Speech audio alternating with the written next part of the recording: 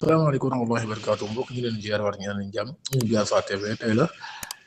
mercredi 16 avril 2025 ñëw ci xibaar yéenekaay yi dañ koy door ak Les Échos comme nga xam ne ñëw nañ di wax ci arrestation yu bees yi nga xamante ne si daal procureur bi dicté na ko ñu ne nag Covid 19 moo fa jaar nag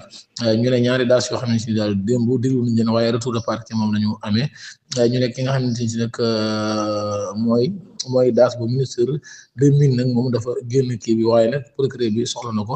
léegi ñëwaat ci na 16 personnes yoo xamante ne si daal defeere nañ leen waaye nag dellusi na ci fukk ak juróom yoo xamante ne si daal moom maanaam kaso mi ngi leen di yoot mu ne ki nga xam ne si nag mooy daas Ousseynou Ngom ak Moussa Sam Daaf ak Babacar Chien ak Mamadou Ndiaye gën ñoom ñëpp daal ñaa nga ca parquet ba maanaam retour de parquet moom ñu amee démb lii la si ko xam ne libération moom dafa ñëw di xam ne daal procureur Ibrahima Ndoye nag santaane na 25 arrestation yoo xamante ne si daal moom xamle na ko daal mu ne fukk ak juróomi nag moom jot nañ leen a defeere ñi ngeen gis ci xët mu njëkku libération nag seeni nataal ñoo nga gis ñi ñëpp ñenn ñi dañu leen a may contrôle judiciaire ñenn ñi nag ñu def le retour de parquet bokk na ci ñi gën a fës rek mooy Abdou Aziz Mbaye xam ngeen ku nekk fële ci Télé Futurs Médias ak Baba Amdi ñoom ñi daal bokk na ci ñu def retour de parquet am tey jii lañu war a wéyal seenu diglu l'Observateur moom mi ngi ñëw di xam ne daal ñi nga xamante ne ci nag ñoom maanaam yoon woolu na la ci mbir mu Covid bi mu ne daal ñooñu am na ci ñoo xam ne pare nañ pour fay waaye nag yoon moom la ko ca intéressé rek mooy nekkul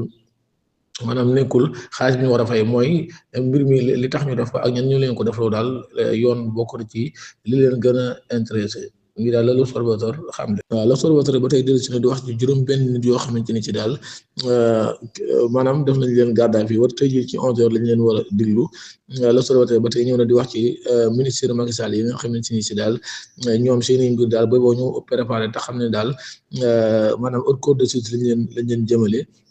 boo gisee sax da nga gis nataalu Abdoulaye Diouf Sarr ak Mansour Faye ci kanamu journal bii di l'Observateur ñu jëmale ko wàllum tàggat yaram nag la Dakar was ñëw nañ di wax ci Barça et PSG ñoom nag dem nañ ca demi-finale ba nga xamante ne ci daal ñi nga xamante ne ci nag ñooy waa Barça nag aller boobu ñu dóoree ñii di waa Dortmund ñeenti bal ci dara démb nag tuuti làmbaay ñaaw ñi nga xamante ne ci nag ñooy waa Dortmund nag dañoo fépp démb nag dóor leen lu mat ñetti bal ci benn nga xam ne ci daal Barça démb moom xaw naa daj lu kenn dajut démb ñoom ak Dortmund Paris Saint-Germain tamit looloo ko dal moom it dañ ko gagné waaye teewul moom it jàll na mbokk yi ñu ngi leen jaajëfal dañ ñëw ci yéen xibaar ci Diaspora TV ñu ne ñaan ngeen abonné te partage. Asalaamaaleykum